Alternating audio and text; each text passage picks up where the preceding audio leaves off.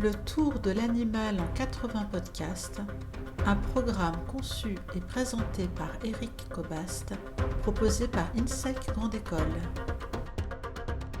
Saison 1, l'animal, premiers efforts pour l'apprivoiser. Épisode 7, vivre comme un animal.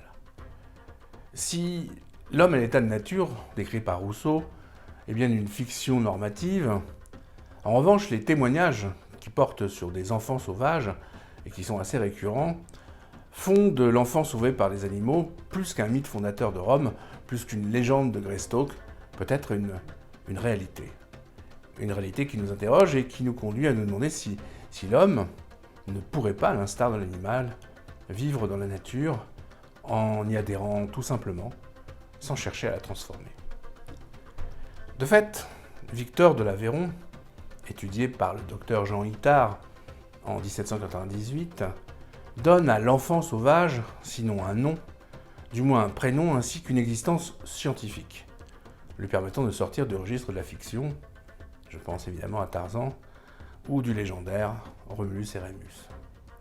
Pourtant, l'imposture du pseudo-texte autobiographique de Micha de Fonseca, publié en français en 1997 sous le titre « Survivre avec les loups », et qui racontait comment une petite fille aurait vécu parmi les loups pendant la Seconde Guerre mondiale, eh bien cette imposture, reconnue par l'auteur elle-même, pourrait calmer les ardeurs de tous ceux qui cherchent à prouver, grâce aux enfants sauvages, que la culture n'est pas pour les hommes une nécessité vitale. Difficile, en effet, de faire disparaître le soupçon d'escroquerie.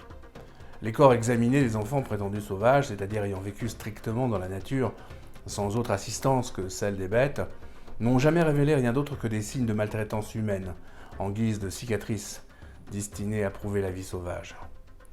La liste est pourtant fort longue, de ces enfants exhibés dans les foires ou dans les cours d'Europe, de l'enfant mouton en Irlande en 1640, à Natacha, la fillette de 5 ans élevée par des chiens en Sibérie en 2009, en passant par les fillettes louves, Amala et Kamala, découvertes en Inde en 1920, ou la petite Slovaque, vivant parmi les ours en 1762.